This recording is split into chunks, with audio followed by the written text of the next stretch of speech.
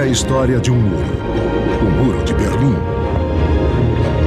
É a história de sua construção, dos métodos que uma ditadura usou para manter seus cidadãos cercados numa espécie de prisão.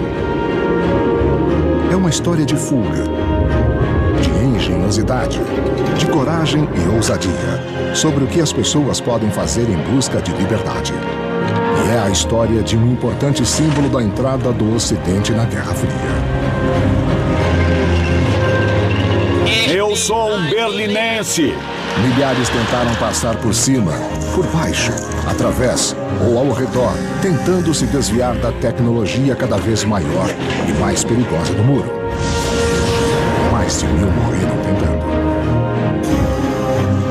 Mas ok?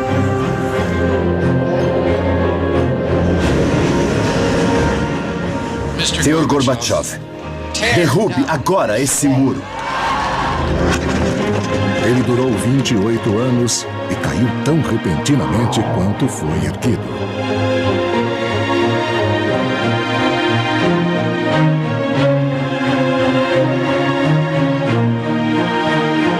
Construção e queda do Muro de Berlim.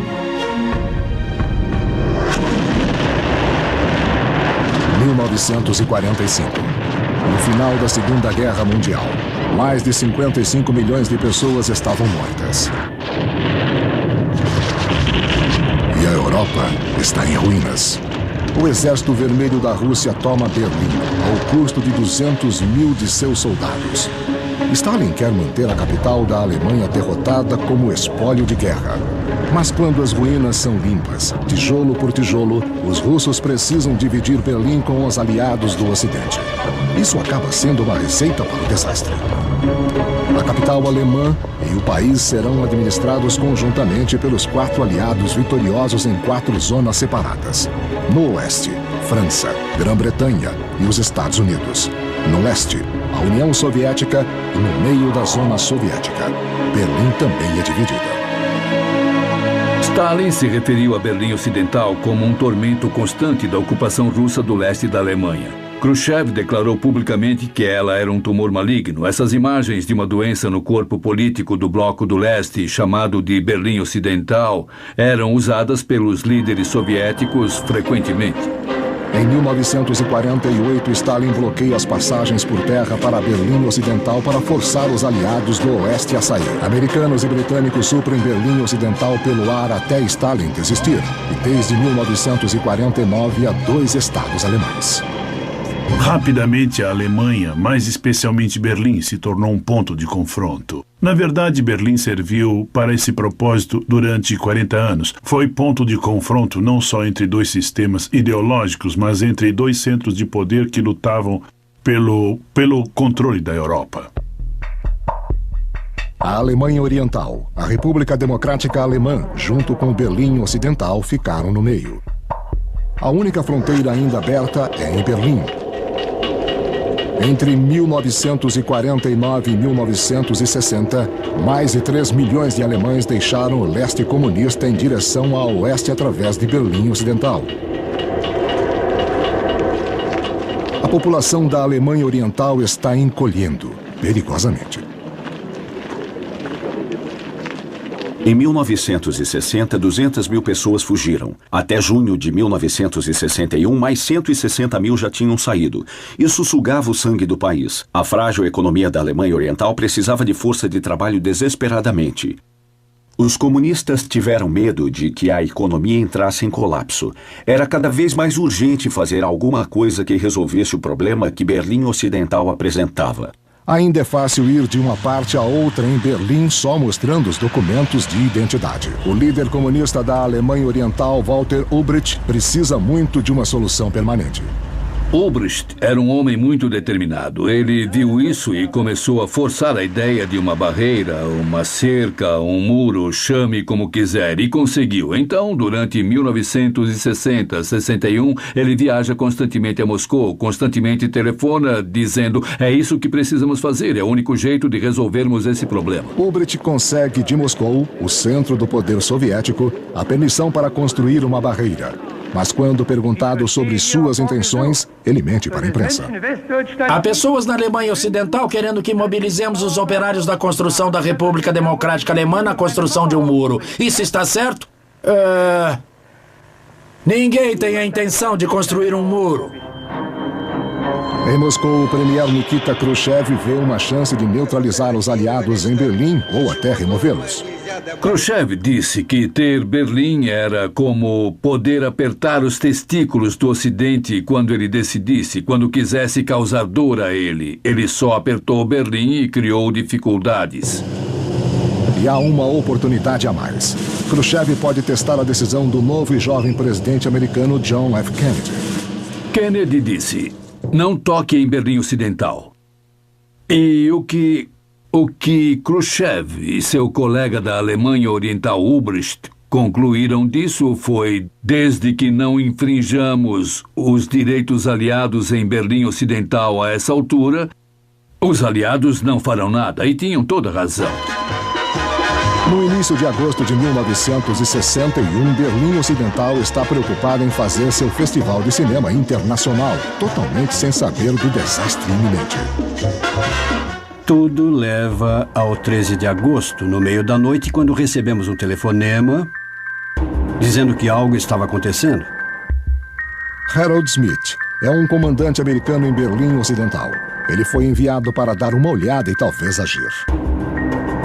Vão reformar as estradas? O que estão fazendo com todo esse material? E fomos até lá, claro.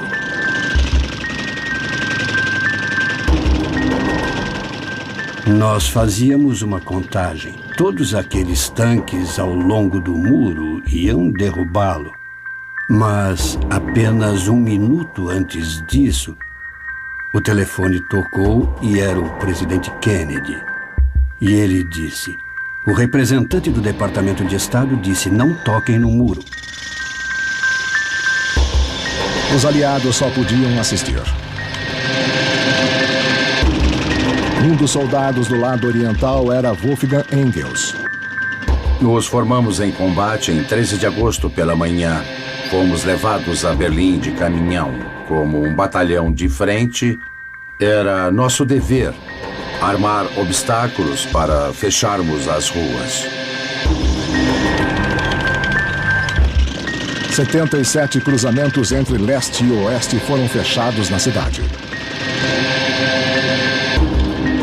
O arame farpado começou a subir em 13 de agosto. Ele era cuidadosamente colocado exatamente dentro de Berlim Oriental. Nunca houve nenhuma entrada em Berlim Ocidental. Nesse dia, a Alemanha Oriental separa Berlim Ocidental como parte do resto do mundo.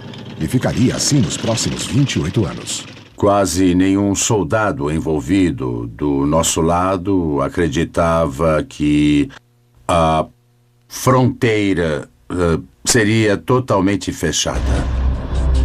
Logo, um muro provisório de 156 quilômetros circundou Berlim Ocidental e seus mais de 2 milhões de cidadãos. Olhando para trás, fico feliz de não ter havido violência e nem tiroteio. Os aliados a oeste deixaram que acontecesse.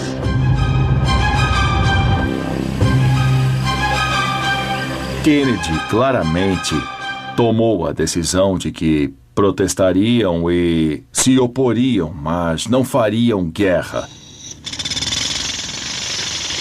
Em algumas semanas, uma fronteira mais elaborada é construída em Berlim, tornando a fuga quase impossível. Torres de observação, um muro de 1,80 m com arame farpado no topo, obstáculos de concreto para bloquear veículos. Uma cerca mais atrás e entre eles uma faixa.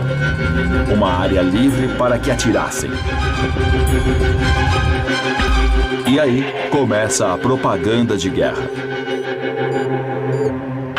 Camaradas alemães com o uniforme da Volkspolizei, vocês ficam aqui dia e noite em barreiras de tijolos. Vocês não são bobos. Já perceberam há muito tempo que as medidas de Ulbricht ameaçam a paz mundial. Milhares de amigos e famílias estão divididos. Os berlinenses estão desesperados. Mas os Estados Unidos não se preocupa tanto. Kennedy não estava insatisfeito com a construção do muro. Isso diluiu a crise. Ele disse, salvamos Berlim Ocidental. Então, o ponto de vista deles não era de que duas partes de Berlim foram separadas, mas de que tínhamos sido firmes. Tínhamos evitado consequências mais graves. Em 15 de agosto de 1961, Konrad Schumann agarra sua chance. Ele é o primeiro policial de fronteira a escapar para Berlim Ocidental. As imagens de seu salto para a liberdade circulam pelo mundo. Ele é um dos muitos que arriscaram suas vidas para escapar. A Alemanha Oriental fecha parques, pontes, casas, telhados e esgotos.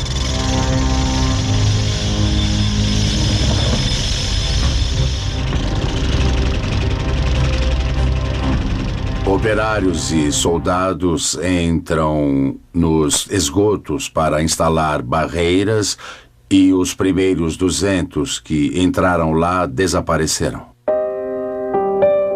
Para os berlinenses, a separação é um choque terrível. Roswitha Brosius, de somente 16 anos, está noiva de Klaus Keppen, de Berlim Ocidental. Durante semanas, ele pediu que ela atravessasse. Agora é tarde. Ele sempre soube o que queria. Ele me queria desde o início e tinha que conseguir. Ele pediu que eu fosse para lá. Eu poderia ter passado facilmente em uma ou duas ocasiões. As fortificações da fronteira ficam cada vez melhores. As pessoas só podem se ver de longe. Eu não queria ir só se meus pais fossem também. A família toda foi o que dissemos. Ou vamos todos ou não vai ninguém.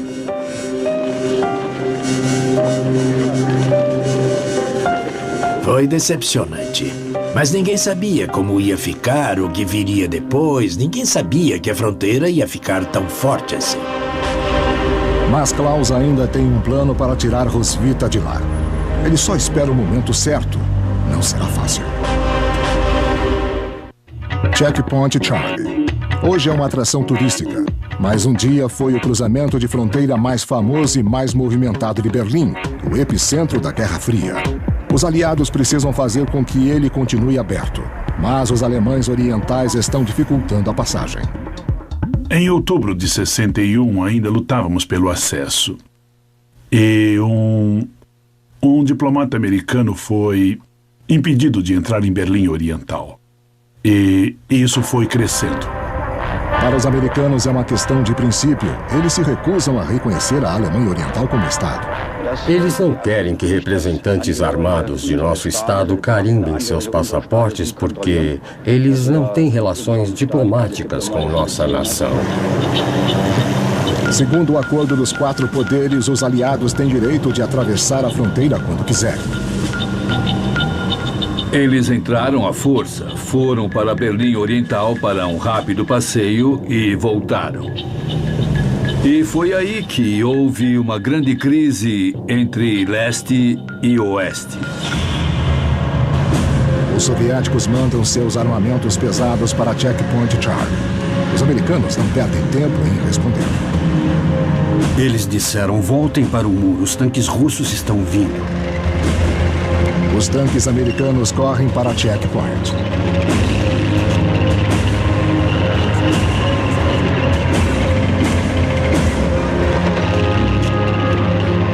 Quando chegamos lá, eu era o tanque líder, então fiquei mais perto dos tanques russos uns 250 metros. Isso é perto, perto demais até para apontar uma arma.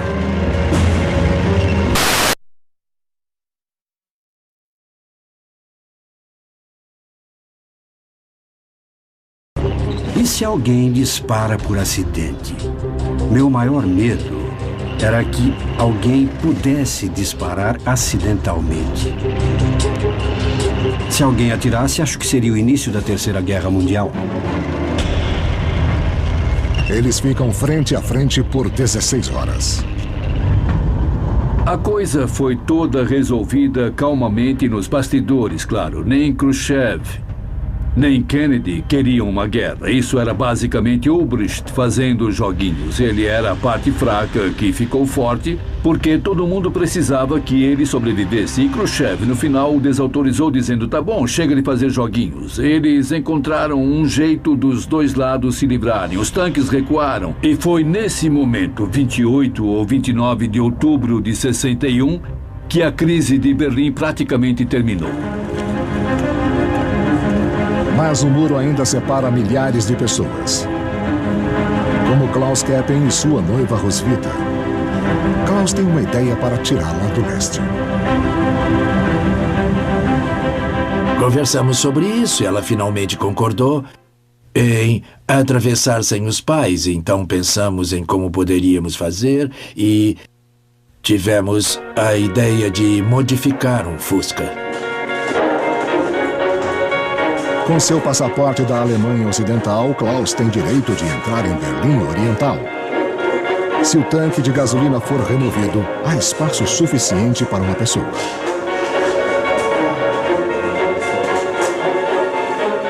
Por eu ser pequena, ele achou que eu podia me encolher e entrar debaixo do capô, onde ficava o tanque de gasolina. Um pequeno tanque de 4,5 litros vai ficar por cima dela. Rápido, rápido, vamos embora. Eu fiquei como um embrião no útero. Era apertado lá, mas eu não me importei. Eu era pequena e atlética. 10 de fevereiro. A estrada para a liberdade. Claro que era muito desconfortável. Mas seria uma viagem de apenas 15 minutos e depois mais 10 na fronteira. E se ela conseguisse isso, ficaria tudo bem. Desde que ninguém revistasse o carro.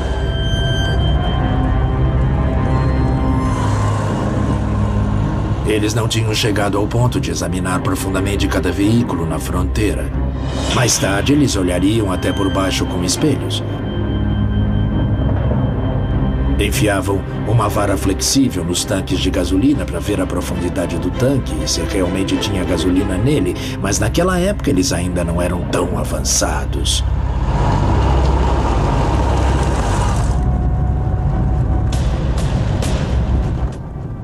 Depois de umas centenas de metros, de repente eu percebi que meu pescoço estava queimando. A borracha de gasolina tinha se soltado. Provavelmente por causa da maneira como eu me deitei. E a gasolina caía em cima do meu pescoço e das minhas costas. E isso doía muito e eu então gritei, me tira daqui, me tira daqui. Entrei em pânico. Então nós voltamos para casa. Na semana seguinte, Klaus está pronto para tentar de novo. Eu não queria entrar lá de novo, estava com medo. Sou supersticiosa. Se não deu certo da primeira vez, você não deve tentar forçar. Para mim foi demais. As barreiras continuam a crescer. Agora as pessoas não podem nem se ver. O desespero para fugir aumenta. Uma equipe de jornalismo britânica alertada com antecedência filma uma fuga cronometrada através de um cemitério ao lado do muro. 5 homens estavam a bordo com um aparato formado por 2 escadas unidas. Na hora certa, o fugitivo chega. Stanislas Kofera, um matemático de 25 anos. Ingrid Palisch, de Munique, é noiva de Stanislas e o motivo de sua fuga. Naquela época, quem fugia da Alemanha Oriental arriscava tudo o que tinha. Ele abriu mão de sua casa, seus amigos e estava arriscando sua vida. Uma pessoa desesperada assim está vivendo numa sociedade onde não vale a pena viver. Centenas são presos. – 17 de agosto de 1962. Peter Thatcher, de 18 anos, é baleado ao tentar escapar. Ele implora ajuda por quase 1 hora. Os guardas orientais não fazem nada enquanto ele sangra até a morte. Quando as pessoas eram mortas por tentar atravessar o muro, isso era uma derrota de publicidade para o governo da Alemanha Oriental.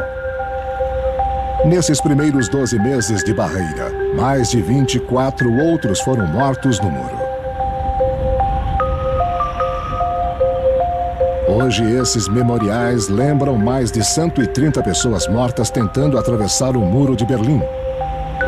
Baleadas, afogadas ou caídas de prédios.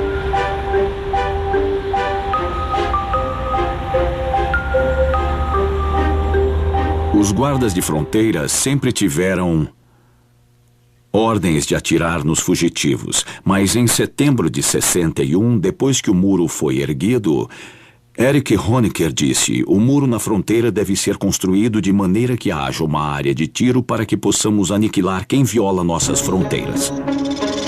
Prédios próximos ao muro são demolidos para facilitar a localização de fugitivos. Não só em Berlim. Toda a fronteira entre os dois estados alemães está agora maciçamente reforçada para torná-la impenetrável como um muro em Berlim.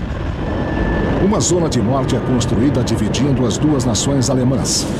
Essa aldeia dividida ao meio se chama Modrahut. As pessoas a conhecem como Pequena Berlim.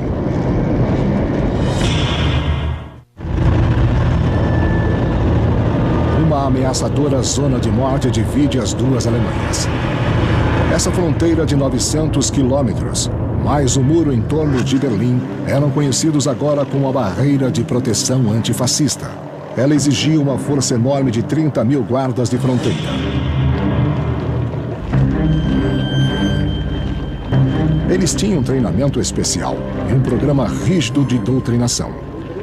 Nossa principal tarefa é cortar provocações e cortar incidentes pela raiz, tudo em nome da paz. Então, no final de tudo, essa é uma tarefa profundamente humana que, com certeza, qualquer um pode fazer sem ficar com qualquer tipo de peso em sua consciência.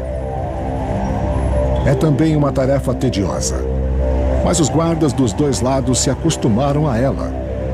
Se chama Guerra de Binóculos. E todo dia, a fronteira fica mais fechada. Março de 1962. Os irmãos Horst e Karl Miller, de 24 e 21 anos, estão desesperados para encontrar o irmão mais velho, Rudolf, em Berlim Ocidental. Com suas esposas e filhos, eles têm um plano engenhoso. Eles querem parar um trem do metrô que vai de um lado a outro de Berlim Ocidental. Ele precisa passar por baixo de Berlim Oriental no caminho. Mas não é tão simples. O único jeito é através de um poço do metrô. Eles inventam uma chave caseira que os permite entrar. Ah, foi terrível. O poço era íngreme e não sabíamos o que encontraríamos lá. Horst foi o primeiro a descer e ele tinha que ver o que havia lá. Eu tinha que verificar e, se eu topasse com um policial, eu tinha que tirar ele do caminho. O poço está deserto.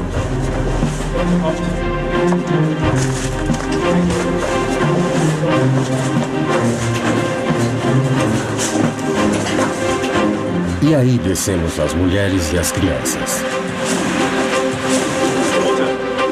Eles fizeram tamanho peso na escada que o ferro estalou. Não dava para acreditar. Então eu disse: crianças, tudo bem, podem fazer quanto barulho quiserem. E eu pensei, se não nos ouvissem naquela hora, ou eram surdos ou completamente idiotas. Mas o túnel também estava deserto. A sorte estava ao lado deles. Um trem se aproxima indo na direção de Berlim Ocidental. Ele pulou nos trilhos e começou a sinalizar com sua tocha. O trem começou a frear e gritamos: "Ei, saia dos trilhos, é perigoso, o trem está vindo." E ele disse: "Bobagem", coisa assim. E foi ficando mais lento, até que parou. Imagina só. E foi como se todas as minhas preocupações tivessem acabado. Agora nós tínhamos condições de entrar no trem. Venha rápido. Vamos, pega. Vai. Entramos no trem. Já havia muita gente no vagão e eles sabiam exatamente o que estava acontecendo. 11 pessoas, inclusive crianças, estavam fugindo. Obrigada. Venha, eu te ajudo. Aconteceu tão rápido, os berlinenses ocidentais nos puxaram e nos puseram para sentar, não juntos, mas um aqui e outro ali, todos separados. Mas eles ainda estão sob Berlim Oriental.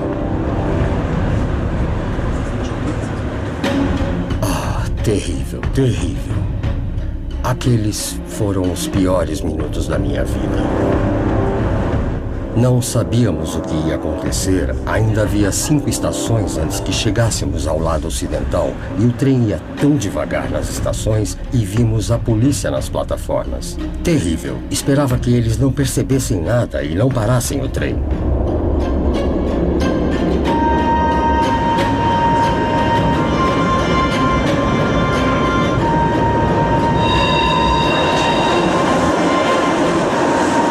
E passamos.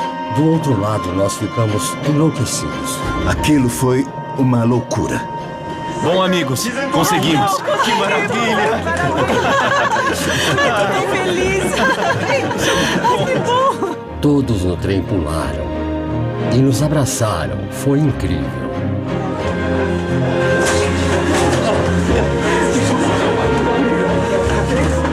Estávamos tão felizes, não dá para imaginar o quanto. Não dá para descrever a sensação. Era simplesmente liberdade e felicidade por as crianças estarem bem e nossas mulheres também estarem bem.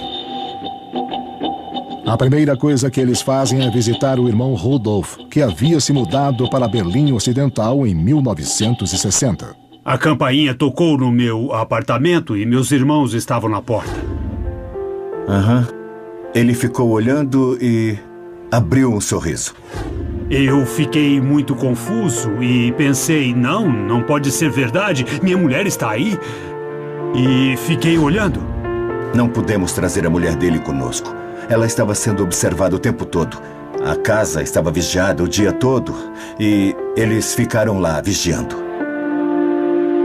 Quando o muro foi erguido, Rudolf já tinha escapado para Berlim Ocidental. Sua mulher, Traudl, e seus 2 filhos iriam depois. Mas a cada mês, as esperanças de um reencontro diminuíam. Desde então, Rudolf procurava uma maneira de trazê-los sem sucesso.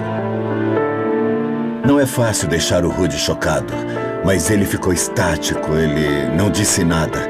Só começou a chorar e então nós prometemos para ele que faríamos um plano para trazer a mulher dele e também os filhos. Não vai ser fácil. A Alemanha Oriental se esforça para conter as tentativas de fuga em Berlim e põe mais obstáculos na fronteira.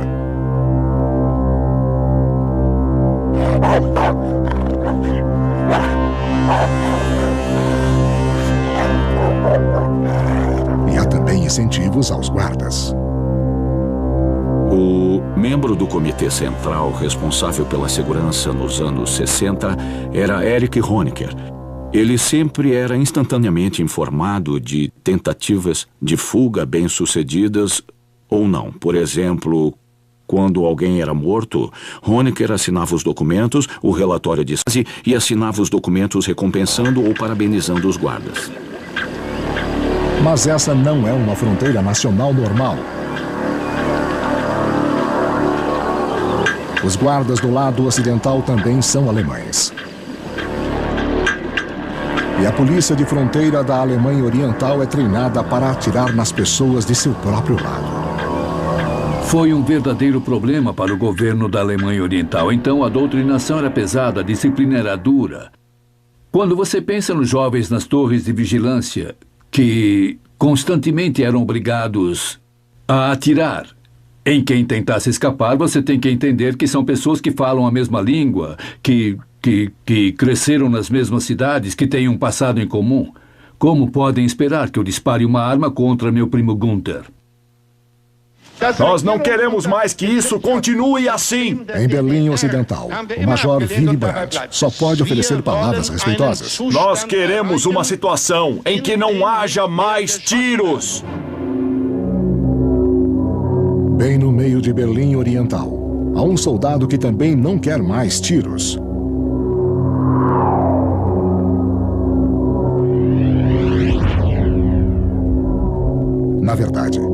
Wolfgang Engels quer fugir. E ele tem um plano. Passar com um veículo blindado através do muro. Eu entrei em contato com os soldados e tudo começou com uma conversa sobre carros. Eles estavam interessados em meu carro e eu estava interessado no blindado deles. Eles adoravam exibir ele para mim por dentro também. E conversando, eu aprendi a ligar o motor e fazer ele andar. Tudo que eu precisava para colocá-lo em movimento. Ele não exagerava com isso, só parecia fazer perguntas ao acaso. Como isso funciona? Me mostre aquilo. Não era de maneira que nos fizesse achar que ele queria dirigir. Não vimos isso. Ele era bem tranquilo com aquilo tudo. Os soldados e seus oficiais foram jantar e eu fiquei. Eu disse que tinha coisas a fazer. Assim que eles foram embora, eu entrei, liguei o motor e parti. 17 de abril, 5 da tarde.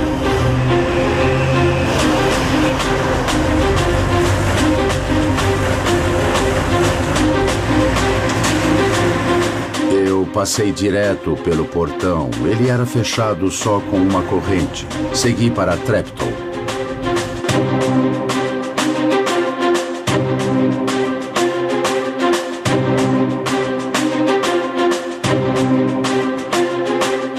Eu tinha que ir pela Stalinale e eu cheguei ao sinal de trânsito.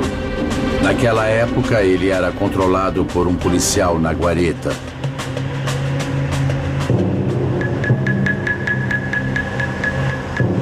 As Forças Armadas do Estado têm prioridade nas estradas.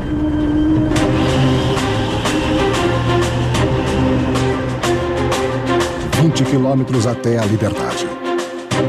Ele agora é seguido. A sorte está lançada.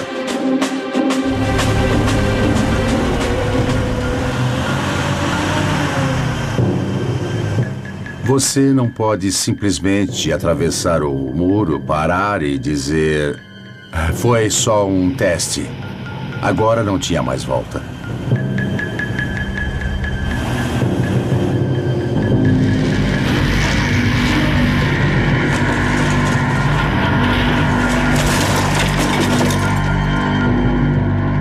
As portas ainda estavam ao lado de Berlim Oriental.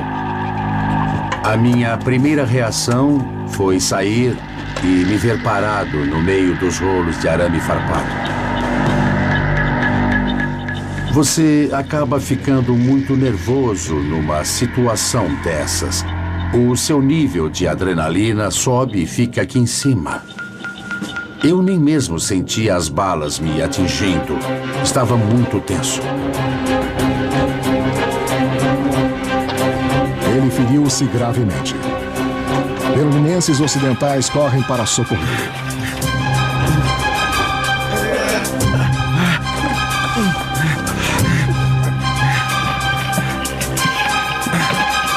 Força, venha. Me ajude. Venha. Me ajude. Tá quase lá, vamos. Venha. Eles me levaram a um bar e, olhando para o chão, eu vi rótulos de garrafas que só conhecia dos comerciais. Foi assim que eu soube que estava no lado ocidental. E agora ele está na lista negra do lado oriental. Roubo, deserção e dano à propriedade do Estado. Wolfgang Engels tem uma bala nas costas.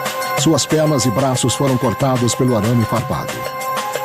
Mas ele está feliz, a não ser por uma coisa. Sua mãe, uma comunista ativa no leste, o rejeita como traidor. Os construtores do Muro de Berlim reagem a cada tentativa de fuga com um aumento de suas defesas. Nos anos seguintes, eles substituirão os pedaços finos de concreto por placas de concreto e aço em forma de L. Cada uma com 3,60 metros de altura, pesando 3 toneladas. Um veículo que bata no muro sobe da base da placa e seu próprio peso mantém o muro de pé. O muro agora se tornou uma peça do jogo da Guerra Fria.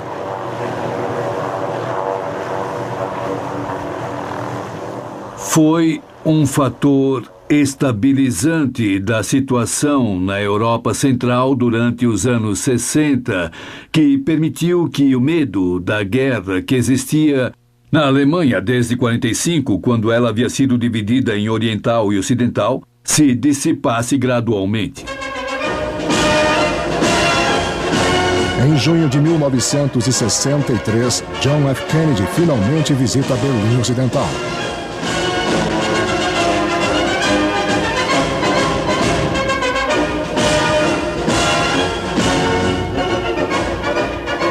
A atenção não estava mais em Berlim e Kennedy a trouxe de volta com o seu famoso discurso e a sua famosa visita que gerou enorme apoio popular em Berlim.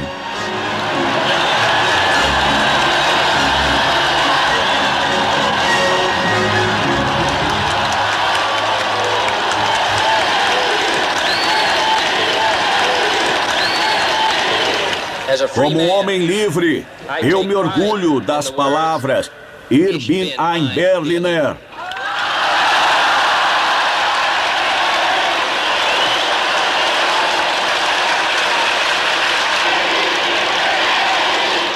Acho que em termos da história de Berlim e do muro, a visita de Kennedy foi importante simbolicamente, porque disse às pessoas em Berlim que os Estados Unidos iriam apoiá-las. Mais tarde, ele disse que ver o muro com seus próprios olhos mostrou sua verdadeira brutalidade.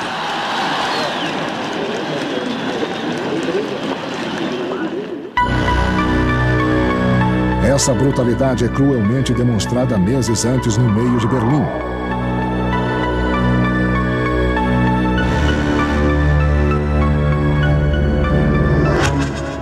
Em maio de 62, Rudolf Miller e seus dois irmãos mais jovens finalmente descobrem uma maneira de reunir Rudolf e sua família.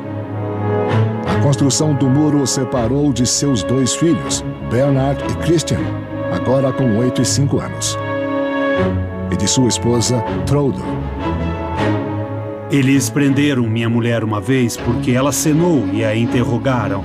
A mantiveram presa um dia inteiro com as crianças e deixaram claro para ela: seu marido está do outro lado. Sabemos sobre ele, sabemos que tipo de homem ele é. Você nunca mais o verá. Nós não vamos deixar vocês atravessarem. Os três irmãos Miller, junto com amigos, começaram a cavar um túnel. Eles vão chegar até o lado oriental. O túnel vai ter 22 metros desde sua entrada no lado ocidental, debaixo do muro. Primeiro, não chegamos a lugar algum. O chão parecia de concreto. Mas, de repente, ficou fácil. Aí tivemos problemas em tirar a terra do túnel e isso foi dificultando conforme íamos avançando e o ar ia piorando. 4 homens por turno. 4 turnos de 6 horas por dia.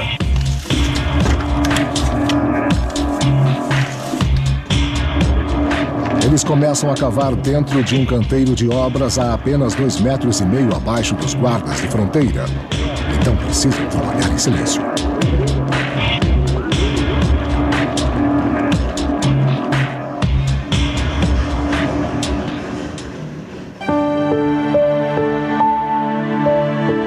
Eu podia ter tido toda a minha pele arrancada e não perceberia. Eu tinha um objetivo de verdade. A cada momento que eu cavava, eu via a minha família. Só continuava em frente. Vamos conseguir, temos que conseguir.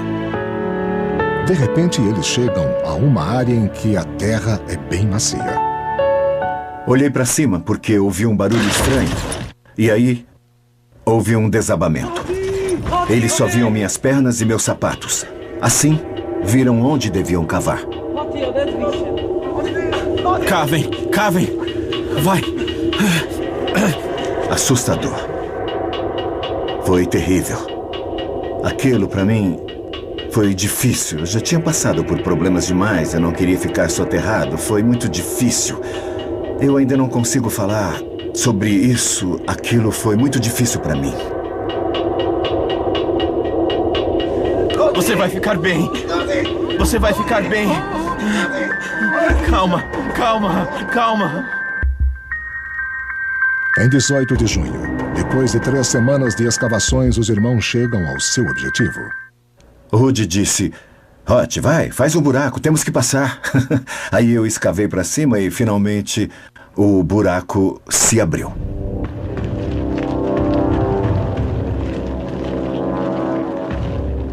Havia um guarda-roupas por cima do buraco quando eu abri o caminho. Ele fez o maior barulho, mas nós conseguimos. Oferecem uma arma a Rudolf. Pegue essa arma. Pode levar. Leva isso com você. Eles estão tão nervosos e prontos para atirar que você tem que se defender. Ou vão prender você e jogar a chave fora. Eu levei aquela coisa e enfiei no meu cinto. Um guarda estava parado lá. Eu virei para ele e fiz um sinal. Ele olhou para mim e não me cumprimentou. Aí eu pensei: ai, meu Deus. A família de Rodolfo estava esperando na esquina.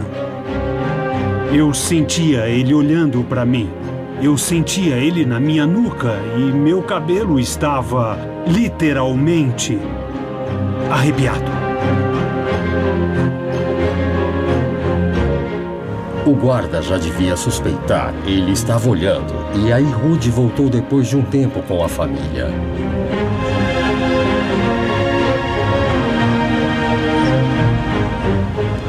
Eu disse a Traud: agora vocês dobram a esquina junto ao muro e continuam andando, aconteça o que acontecer. E enquanto eu dizia isso, o guarda estava vindo.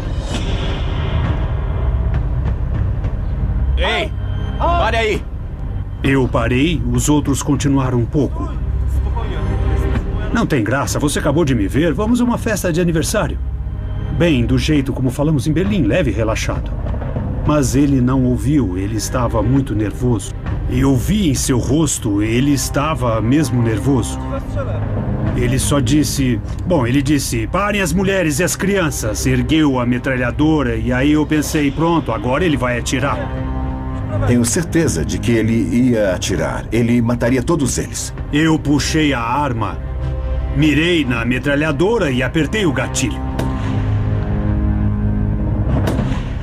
Aconteceu tudo ao mesmo tempo. Rudy disparou no guarda em legítima defesa e um policial na torre de observação atirou também. De repente, o guarda caiu. Entrei em pânico, só gritei: corram, corram, corram! A família correu, as mulheres e as crianças. E o policial da torre mirava nas crianças. Naquela hora eu conseguia ver as balas batendo no chão. E aí entramos no buraco. Graças a Deus, todos entraram, eu fui o último. Os guardas vieram correndo. Parece que chegaram em segundos. E imediatamente começaram a disparar para dentro do túnel. Os fugitivos tiveram sorte. A forma do túnel os protegeu das balas.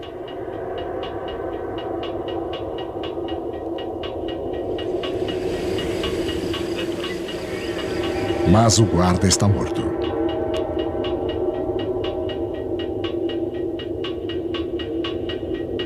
Tudo o que aconteceu me deixou muito triste. Eu fiquei muito mal. Na Alemanha Oriental, Reinhold Hund se tornou um mártir. O jovem guarda de fronteira tinha 21 anos quando foi vítima das balas do assassino.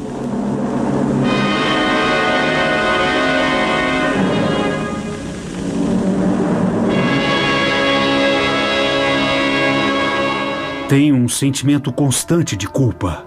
Um homem morreu por causa de nossa fuga. Aquela pessoa morreu por um tiro que eu disparei. É terrível. Nenhum tribunal poderia tirar aquilo de mim. Eles podiam me considerar culpado ou inocente 3 vezes. Eu carrego aquela culpa.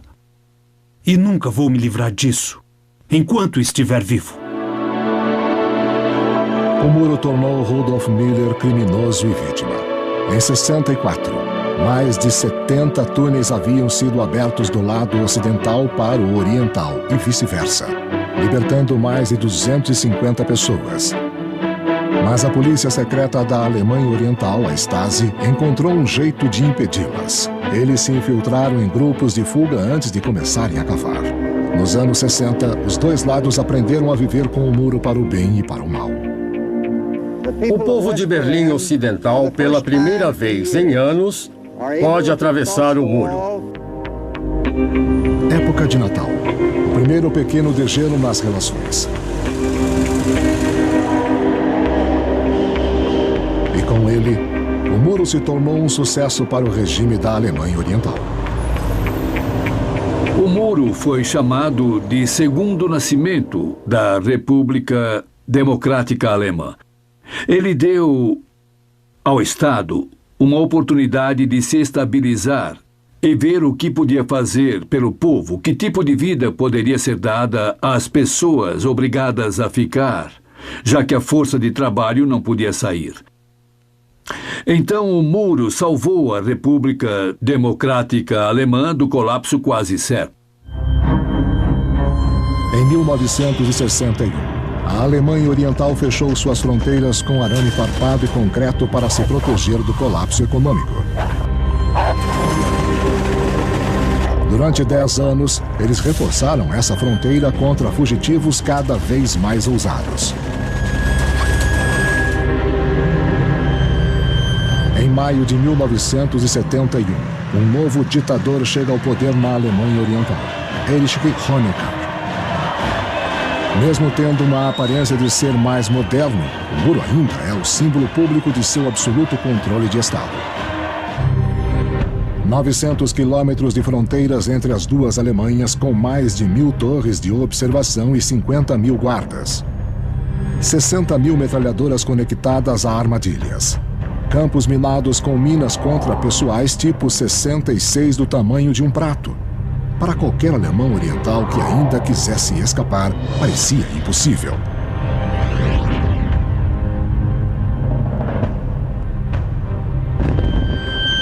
E a Guerra Fria está esquentando. Nos anos 70, a União Soviética posiciona mísseis nucleares na Alemanha Oriental. Os americanos planejam fazer o mesmo na Alemanha Ocidental.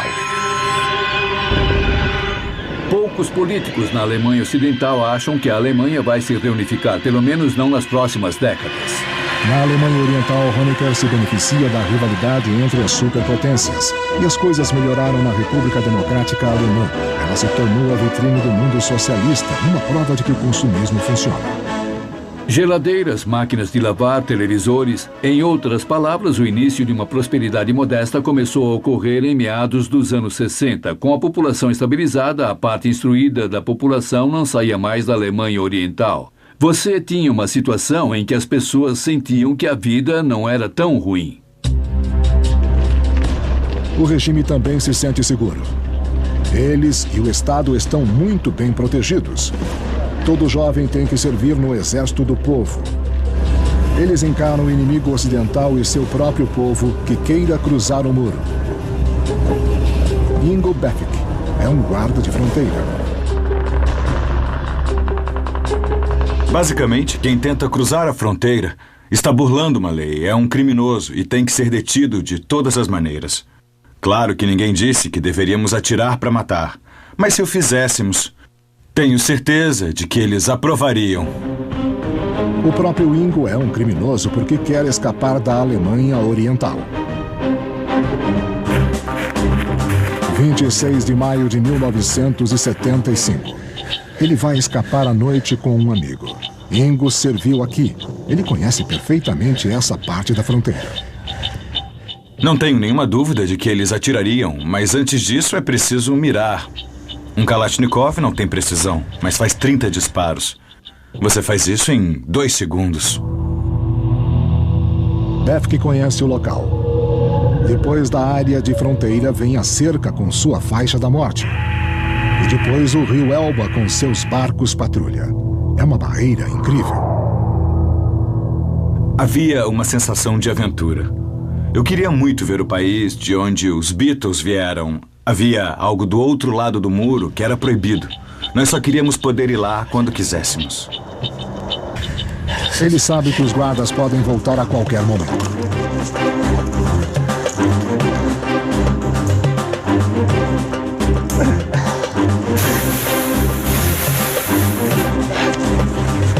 Agora vem o próximo obstáculo, o campo minado.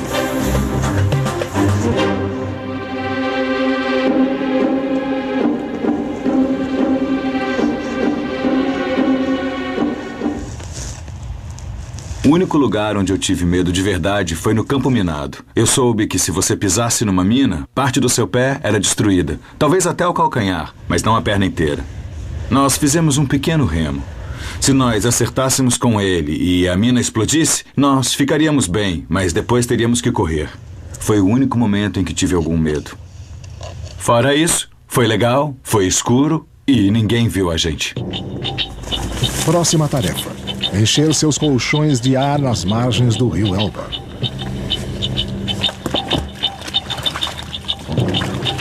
O Elba tem uma corrente bem forte. Nadadores eram levados por ela rapidamente, há redemoinhos e todo mundo tem medo deles. E eu não queria me afogar. Então levar os colchões de ar foi uma boa ideia. Eles remaram por meia hora.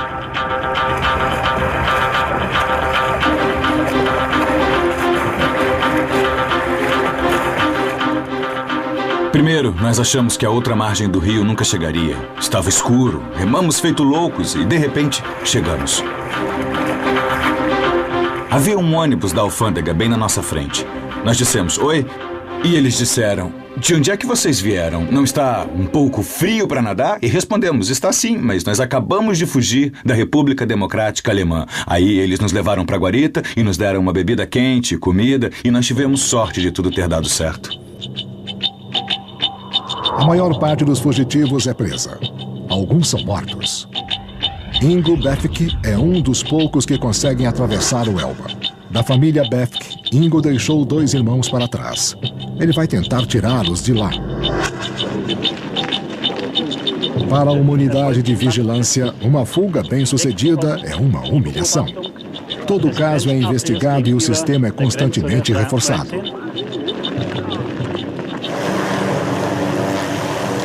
Agora, esses são os obstáculos para se ultrapassar o muro. A torre de observação. O primeiro muro. A cama de pregos. A cerca de arame farpado eletrificada.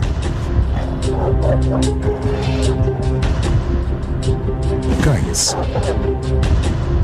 Fios com alarmes. E há uma armadilha para os guardas também. A areia mostrava as pegadas para o caso de você estar em sua torre de observação, ver alguém tentando cruzar e olhar para o outro lado, esperando que ninguém note e que a pessoa atravesse em segurança. Isso não podia acontecer, porque quando alguém escapa, há um grande inquérito. Eles verão as pegadas na areia próxima à sua torre de observação e vão saber exatamente o que aconteceu. E então você vai estar perdido. O Estado alemão oriental é forte. Erich forçou seu povo a respeitá-lo. Agora ele quer que o mundo reconheça seu Estado. Por um lado, eles buscavam respeitabilidade e queriam ser vistos como um Estado que funcionava, que estava em pé de igualdade com outros Estados, mas ao mesmo tempo não queriam permitir aos seus próprios cidadãos as liberdades que os membros da comunidade internacional permitiam. Desarmamento é a palavra mágica. Nos anos 70, há uma série de importantes acordos internacionais. Tudo está bem quando acaba bem. Enfim, o regime ganhou o reconhecimento do mundo em troca de permitir um pouco mais de liberdade aos seus cidadãos. Teoricamente, eles agora podiam ter liberdade de movimento, liberdade para escolher onde trabalhariam e liberdade de expressão.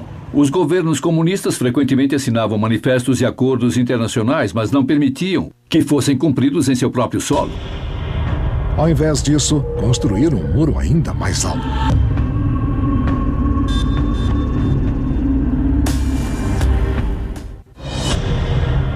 Em Berlim Oriental, o líder comunista Erich Honecker completa o próximo estágio do muro. Maior, mais largo e mais assustador. Porque 1000 pessoas ainda escapam todos os anos. O muro foi construído para ser permanente, intimidador e mortal. Placas de concreto em formato de L pesando 3 toneladas com um cilindro de concreto impossível de se escalar em seu topo. A maioria das pessoas desistiu de pensar em fugir, mas não todas. Eu não podia viajar para onde eu quisesse. Não podia falar do que gostava. Se você contasse uma piada política, era de se esperar que fosse preso. Era simples assim. Peter Strelzik vive em Thüringen, a 48 quilômetros da fronteira. Ele é engenheiro e inventor e sabe que o muro é impenetrável ao nível do chão, mas cria uma solução engenhosa e ousada, um balão que vai passar sua família por cima da fronteira. Um balão a gás seria melhor porque você não veria a chama, mas onde se consegue oxigênio ou hélio? Não há outro jeito. Ar quente.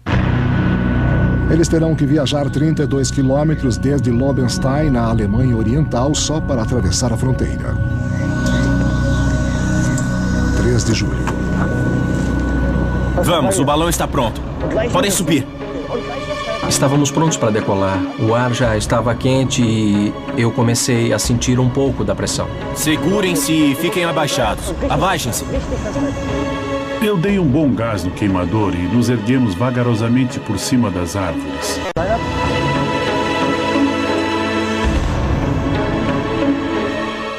Eu queria ir o mais alto possível, porque tinha medo que eles atirassem em nós.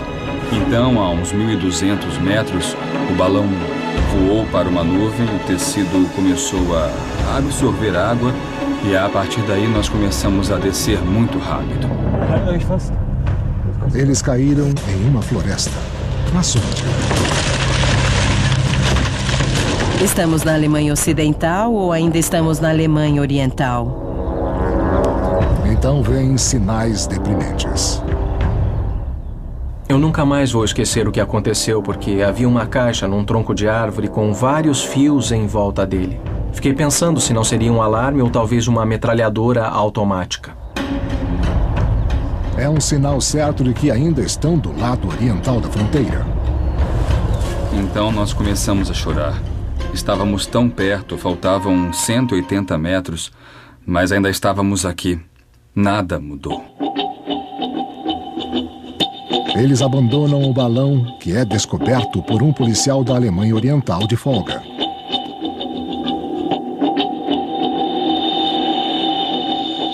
Eu estava procurando cogumelos e vi o balão pendurado lá, mas eu não disse nada, porque eles perguntariam o que estava fazendo lá. Você não tem o que fazer lá.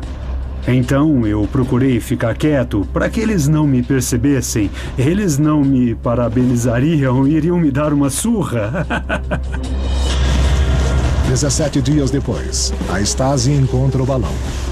O policial local Egon Matiasik dessa vez é chamado para vigiar o local. Dei uma boa olhada no balão. Eu tive bastante cuidado em cercar o local do crime. Deixei meu álbum de fotografias para trás, mas voltei para buscar. E na pressa esqueci meus remédios. O que é isso?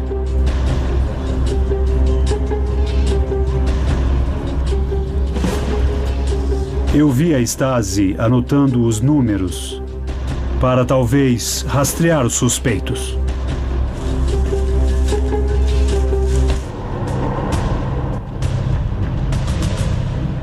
Se eu tivesse denunciado antes, eles teriam começado a buscar mais cedo. Umas 2 semanas haviam passado. A Stasi pede informações em um jornal. O quartel da polícia secreta da Stasi em Berlim. As informações circulam aqui dentro, mas nunca saem. Tentativas de fuga são más notícias. Milhares de pessoas trabalham aqui para impedi-las. Cortamos isso pela raiz, mas não queremos mais pessoas sendo baleadas ao atravessar o muro. O que nós queremos é que elas nunca cheguem ao muro. Então há uma grande expansão da Stasi para que se torne, talvez, a polícia secreta mais numerosa por população. E, de certo modo, de maneira terrível, a mais bem-sucedida polícia secreta da história. Eles mantêm relatórios secretos de cada tentativa de fuga, cada declaração contra o governo, cada mínimo detalhe. Enquanto isso, a Stasi segue as evidências. Um tecido do balão, remédios. Uma chave inglesa. É só uma questão de tempo até que a trilha leve aos Streisig. Quando um carro passava lá fora, espero que não seja um carro da polícia. Foi um período assustador.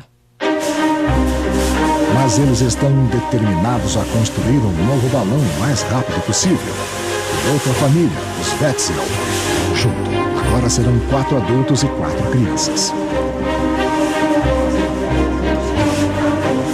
Tem que ser maior. Nós somos mais 4 agora. Temos que comprar o pano. Nós temos que começar tudo de novo. Não podíamos comprar tudo de uma vez. Eles nos descobririam com certeza. Então comprávamos o pano em pequenas quantidades, em várias lojas diferentes. Precisávamos de 929 metros quadrados, o suficiente para uma tenda de um circo pequeno.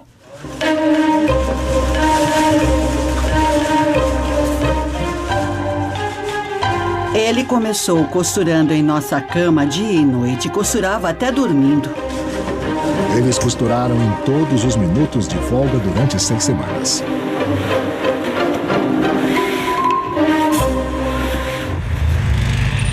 16 de setembro de 1979. Nós pensamos, o vento está perfeito. Se ele realmente funciona, vai ser hoje. Uma clareira escondida na floresta será o local de partida. Vamos todos. Não façam barulho. Fiquem quietos. Vamos. Era um silêncio de morte, nenhum som, nada. Você só ouvia o queimador quando eles abriam o gás.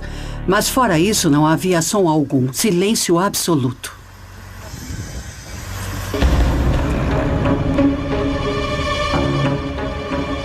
Pouco depois da partida, eles foram localizados pelos guardas no posto de controle. De repente, nós percebemos que havia holofotes em nossa direção.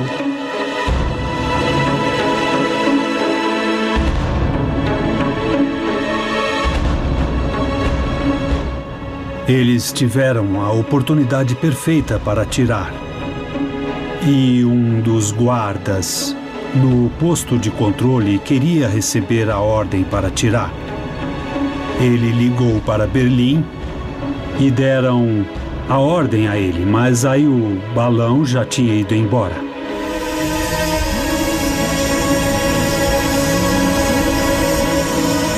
Aí ele começou a chacoalhar e estalar, e o gás terminou, a chama apagou e aí nós pudemos enxergar o balão. Havia um enorme rasgo em cima, bem no meio.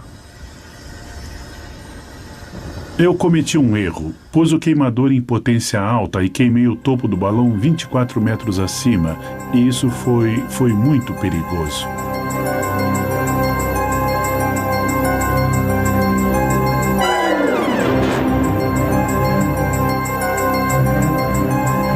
Daquele momento em diante, só caímos. Não pudemos mais aquecer o ar. Por sorte, o balão era um pouco maior do que o necessário. Exatamente por isso funcionou um pouco como paraquedas, e isso reduziu o impacto.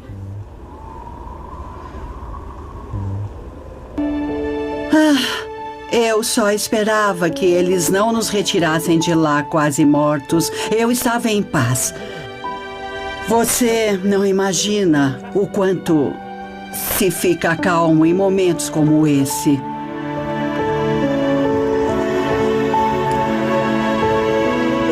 Dei uma olhada em volta com a tocha e vi as copas dos pinheiros vindo em nossa direção e depois ouvi estalos. Na primeira vez nós levamos 34 minutos e na segunda vez foram só 28 minutos. Por causa disso, eu acabei achando que nós também não tínhamos chegado.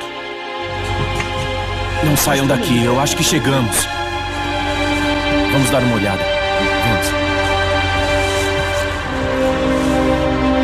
Nós fomos até a estrada e paramos um carro.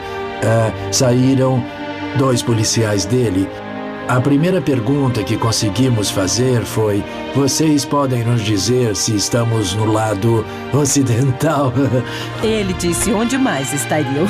Eles também estavam surpresos. No final percebemos que tínhamos conseguido.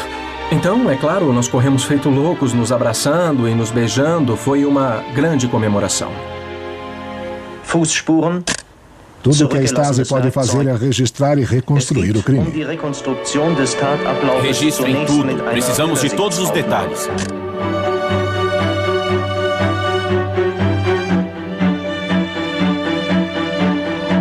A fuga da família Strelzik foi manchete em todo o mundo.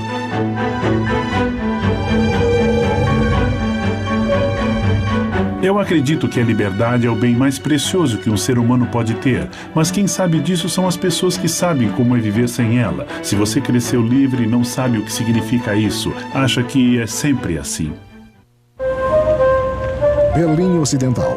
Liberdade e lojas de departamento lotadas de produtos. O sonho do Ocidente no início dos anos 80. Em compensação, o Oriente é cinzento. A República Democrática Alemã nunca pôde estabilizar a situação para que as pessoas ficassem felizes sem escassez e com um pouco de liberdade. O Ocidente estava sempre ao lado, provocando uma comparação indesejável. A tentação estava do outro lado do muro. Enquanto isso, a Alemanha Oriental comemora seu 30º aniversário. O leste oferece paradas, cerimônias e convivência. A maioria não queria arriscar a vida só para chegar ao lado ocidental. A maioria pensava, lá pode ser melhor, mas eu vivo aqui. Podemos ter problemas na vida, mas talvez melhoremos vivendo aqui. Não havia, como se pensa sempre no lado oriental, um clima de ódio e um sentimento de opressão. Não havia essa sensação de estar preso numa sociedade.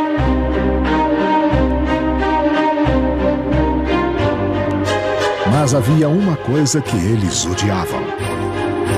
A maioria das pessoas sabia bem que os alemães ocidentais tinham se tornado grandes viajantes. E eles se sentiam mal por só poder ter talvez uma semana no Lago Balaton, na Hungria, ou talvez uma viagem à Praga.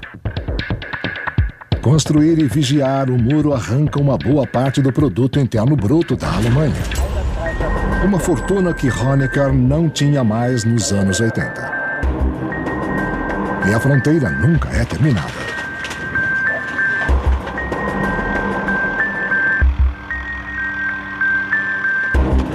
O muro foi uma grande imposição a um país que frequentemente tinha dificuldades financeiras. E pode ter custado $1 bilhão por ano mantê-lo nos mais de 28 anos que se seguiram. 1 bilhão de marcos alemães, $500 milhão por ano. E nem assim impedia a fuga das pessoas.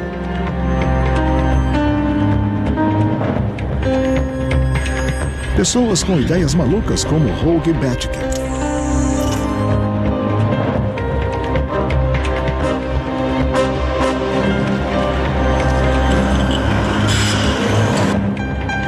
A família Bethke, o irmão mais velho Ingo, cruzou o rio a nado até a liberdade. 8 anos depois, seu irmão mais novo, Holger, quis encontrá-lo no lado ocidental. Levamos um kit de manutenção e vestimos macacões. Depois pusemos uma régua no arco para que parecesse uma trena, e então enrolamos cabos de aço como se estivéssemos indo trabalhar naquele prédio. Se alguém nos visse na escada, a caminho do sótão, diríamos: nós trabalhamos aqui.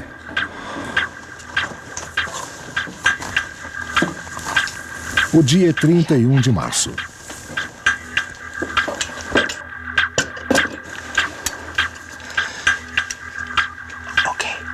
Holger vai atirar enquanto seu irmão Ingo espera pegar a flecha e acorda no lado ocidental.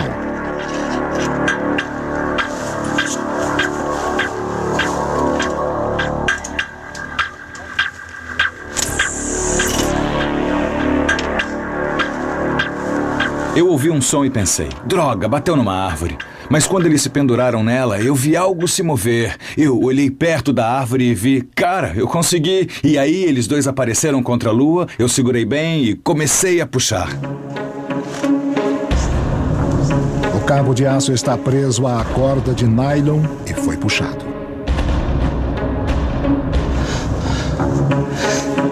A ideia era amarrar no carro e esticar bem, para que pudéssemos ter mais força para puxar.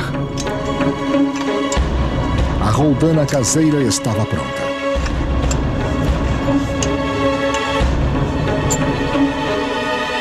Eu não sei se eu olhei para baixo, devia estar tão envolvido que eu acho que eu só olhei para frente. Você tem que chegar, você tem que chegar. Eu espero que ninguém atire, eu espero que ninguém veja.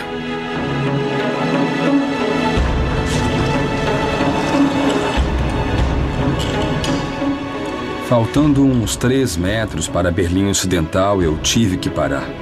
Eu não conseguia ir adiante, tinha uma rachadura no cabo. Pendurado sob uma terra de ninguém, sem rede de segurança.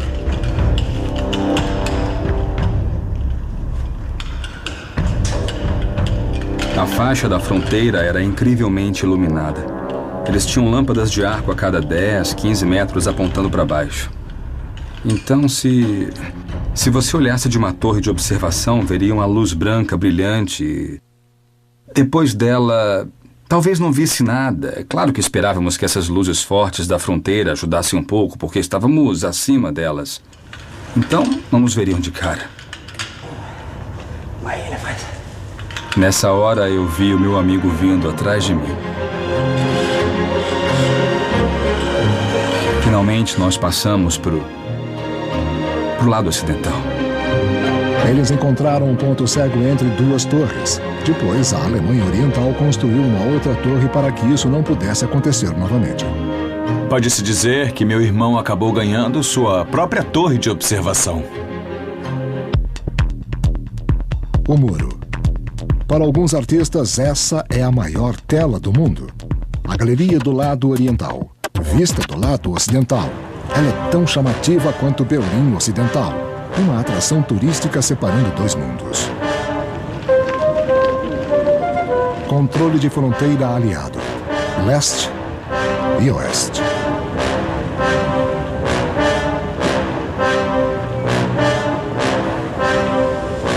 Erich Honecker ainda fala por sua república. Todo mundo tem seu lugar na República Democrática Alemã, independente de seu ponto de vista político ou religioso. As prisões estão cheias de críticos que pensam diferente do regime.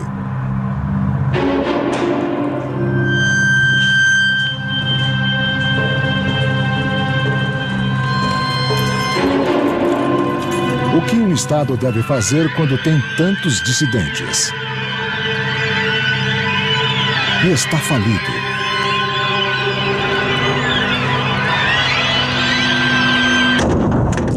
Então, feche um acordo com os alemães ocidentais para vender os dissidentes. Em outras palavras, põe toda essa gente na cadeia e depois faz um acordo para poder trocá-los pelos preciosos marcos ocidentais. A Alemanha Ocidental compra a liberdade das pessoas por até $50.000 cada. A venda de 35 mil dissidentes ajuda a Alemanha Oriental a fugir da falência. E há os empréstimos enormes do lado ocidental. Mas com uma condição: as armadilhas da fronteira precisam sair de lá. Isso não é um problema para Honecker. Ele não pensa no passado, ele pensa no futuro. E, na verdade, nos anos 80, eles planejavam um muro de alta tecnologia, que seria essencialmente tecnologia informática àquela altura. Tanto era que planejavam um muro de alta tecnologia que envolveria relativamente pouca intervenção humana. As pessoas não poderiam chegar perto sem serem captadas pelos vários sensores e câmeras. Esse era o Muro 2000, de Erich Honecker. Infravermelho. Laser e detectores de movimento disparariam alarmes quando percebessem um fugitivo. Câmeras automáticas, holofotes em movimento e sprays químicos os impediriam. Ladeada por arbustos, a realidade perigosa seria camuflada para parecer boa. 1985. No Kremlin, um novo ditador comunista, Mikhail Gorbachev, começa falando em paz. O presidente americano Ronald Reagan está determinado a retomar a iniciativa. Ele vem a Berlim em julho de 87. Só essa imagem, que foi reproduzida bilhões de vezes dele parado ali na frente do portão de Brandemburgo, foi o maior efeito dramático que se podia pensar. Então alcançamos nossos objetivos com esse discurso. Senhor Gorbachev, derrube agora esse muro.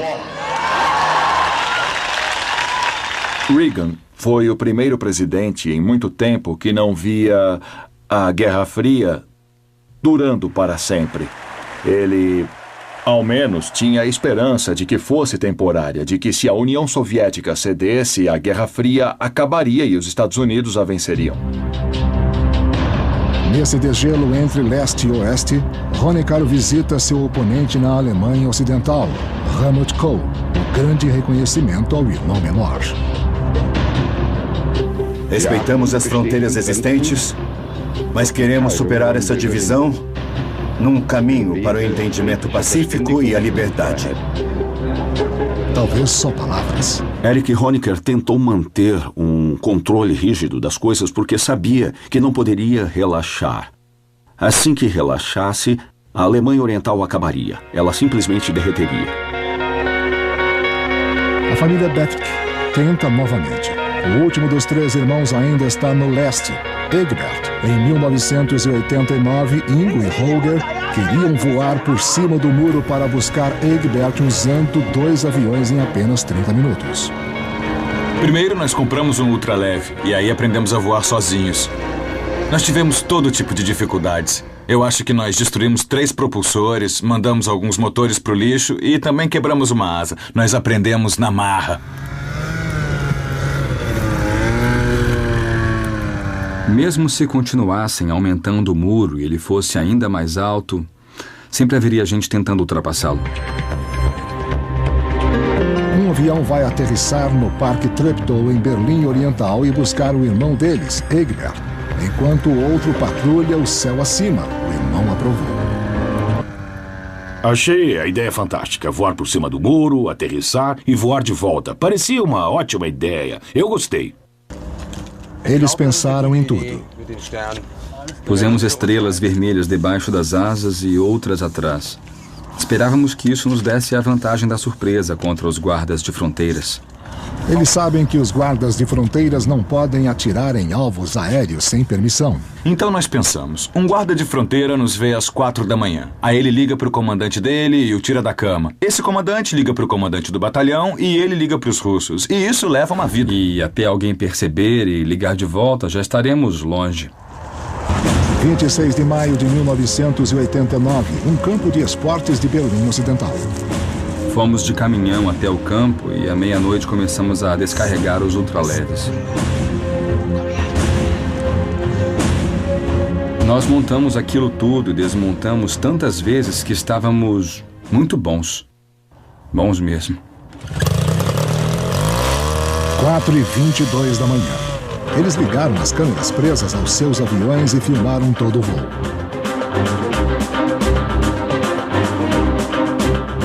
Estávamos muito nervosos, mas assim que decolamos, isso melhorou. Mas foi estressante. Eu tentei erguer o meu visor porque eu não via nada, estava completamente escuro. Eles ligaram ao rádio para tentar entrar em contato com Egbert. Assim que decolamos, começamos a perguntar no ar: "Você está aí?" "Egbert, você está aí?" Eu tive que tomar cuidado. Estava num arbusto perto da pista e não podia ver nada por causa das folhas. Estava tudo coberto. E se alguém passasse por acaso com um cachorro e ouvisse uma voz vindo do arbusto, chamasse a polícia. Então eu tinha que falar bem baixo.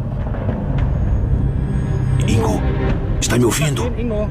De repente eu ouvi a voz dele entrecortada. "Estou aqui sim", e pensamos, graças a Deus ele está lá. "Estamos a caminho." Tá, eu estou bem. Eles souberam que eu estava ali e eu soube que eles vinham, mas eu só soube deles quando eles já estavam no ar. Claro que estamos indo. Estou vendo o muro na minha frente. Câmbio. Tá bom, eu espero.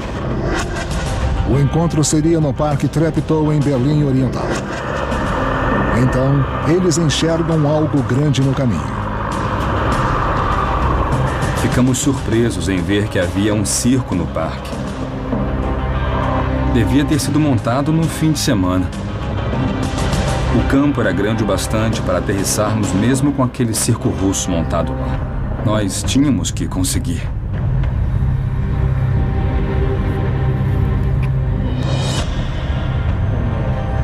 Mais para trás. Ingo, eu estou vendo você. Quando eu devo sair? Eu aterrissei em algum lugar na ponta do campo. Egbert pulou do arbusto e eu gritei: cuidado, não entra no propulsor! Porque, claro, ele estava ainda mais animado do que eu.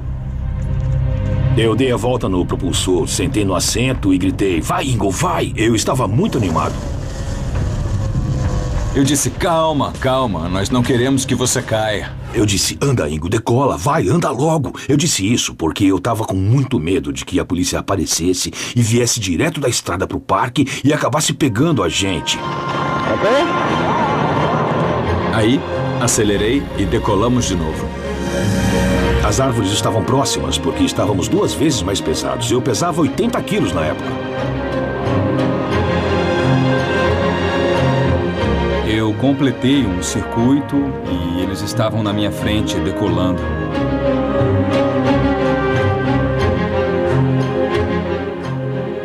Assim que nós decolamos, eu pensei nos meus amigos, meus parentes, e eu fiquei um pouco triste. Eu estava incrivelmente feliz. Quando chegamos a alguns metros do chão, estávamos voando para a liberdade. Mas também eu senti tristeza, porque naquela época eu ainda acreditava que nunca mais veria os meus amigos ou parentes. 3 irmãos reunidos no céu por cima de Berlim. Pensei, conseguimos. Nada pode dar errado. Egbert está a bordo. Eu não estava com medo de cair ou que alguém atirasse em nós. Vimos os guardas da fronteira embaixo e vimos que eles olhavam para nós. Eles olhavam para cima, avisando aos outros. Mas o que podiam fazer? Éramos russos.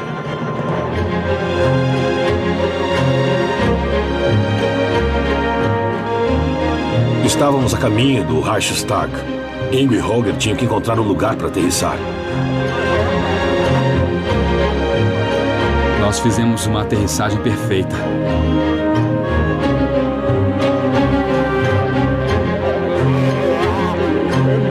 Conseguimos! Aterrissamos! Eu estava tão feliz e animado que literalmente caí de joelhos e beijei o chão e disse: graças a Deus deu certo, conseguimos! Foi demais. Eu estava feliz. 7 de outubro, aniversário de 40 anos da Alemanha Oriental. No entendimento do chefe do Estado comunista Erich Honecker, o país vai existir para sempre. Mas o premier soviético Mikhail Gorbachev tem ideias diferentes de reformas. As pessoas gritavam: Gorby, ajude-nos! E foi exatamente nesse ponto, eu acho, que a panela de pressão dentro da Alemanha Oriental encontrou um movimento de reforma dentro do Partido Comunista. E esse ponto decisivo chegou quando, de repente, ficou muito claro que as baionetas russas não poderiam salvar Honecker. Asseguramos aos nossos amigos em todo o mundo que o regime socialista em solo alemão, na terra de Marx e de Engels, está erguido sobre bases indestrutíveis. Honecker era profundamente resistente a mudanças. Não se interessava em abrir concessões e achava que o regime era sólido. Ele vivia cada vez mais num mundo de fantasia. Em toda parte do leste europeu, na Polônia, na Tchecoslováquia e na Hungria, as fronteiras estão se abrindo. A cerca elétrica entre a Hungria e a Áustria foi desmontada. De repente, os alemães orientais têm uma saída segura.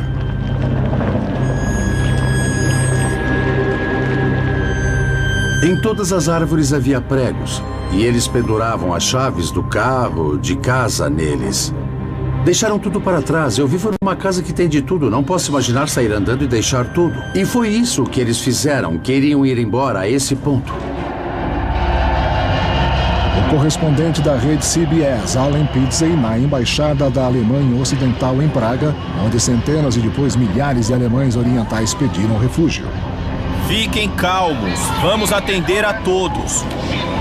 Finalmente souberam que a Alemanha Ocidental concordou em aceitá-los.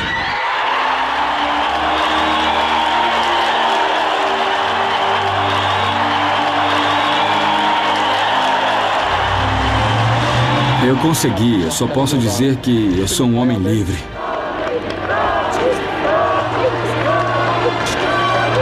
O premier soviético Mikhail Gorbachev se recusa a proteger a Alemanha Oriental. Acho que correm perigo somente aquelas pessoas que não reagem à vida.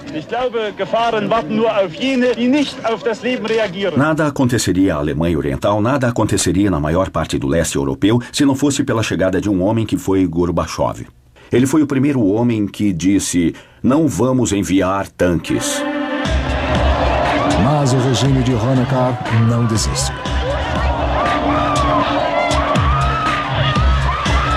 Estamos protestando pacificamente. Não queremos nada de ruim.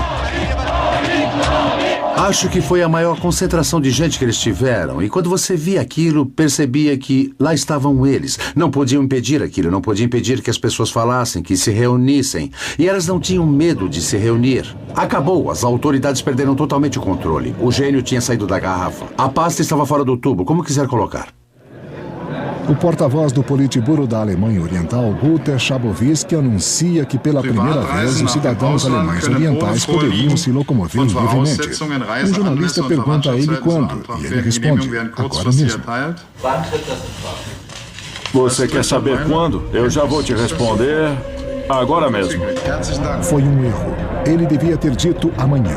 A notícia se espalhou. 3 horas depois, os guardas de fronteiras estavam completamente despreparados.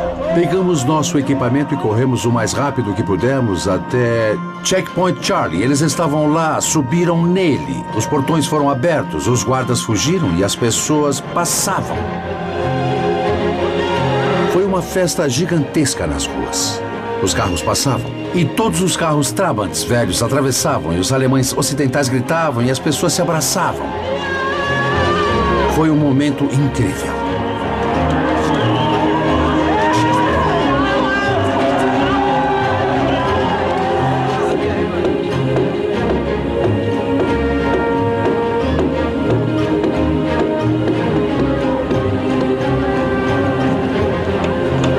Se alguém me dissesse que eu ainda veria aquela porcaria de muro caindo, eu diria que estavam loucos.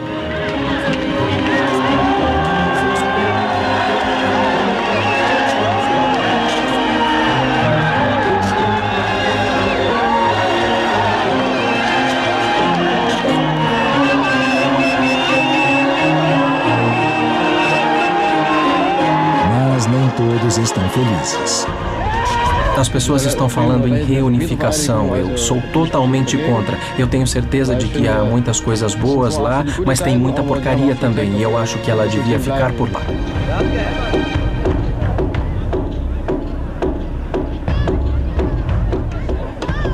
A Alemanha Oriental desapareceu como num passe de mágica, um passe de mágica desagradável. E eu acho que essa é minha maior fascinação com aquilo. Parecia artificial na época e agora virou uma cortina de fumaça apenas num período de alguns dias ou meses.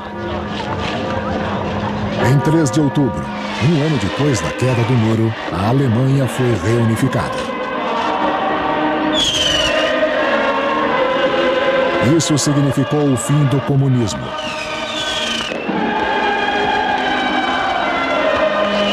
Durante os 28 anos em que o muro existiu, pelo menos 40 mil pessoas escaparam pela fronteira para o Ocidente. 75 mil foram acusadas de tentar.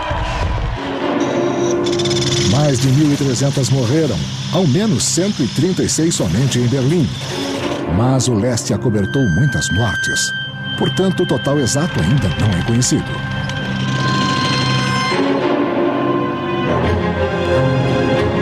Hoje, o Muro de Berlim o símbolo da cortina de ferro, a linha de frente da Guerra Fria praticamente desapareceram. Ruínas podem ser encontradas em museus por todo o mundo. Alguns pedaços se tornaram recordações. Mas a maior parte do concreto e do aço que formaram o muro foram reciclados para ajudar na reconstrução da Alemanha, o país que um dia foi dividido.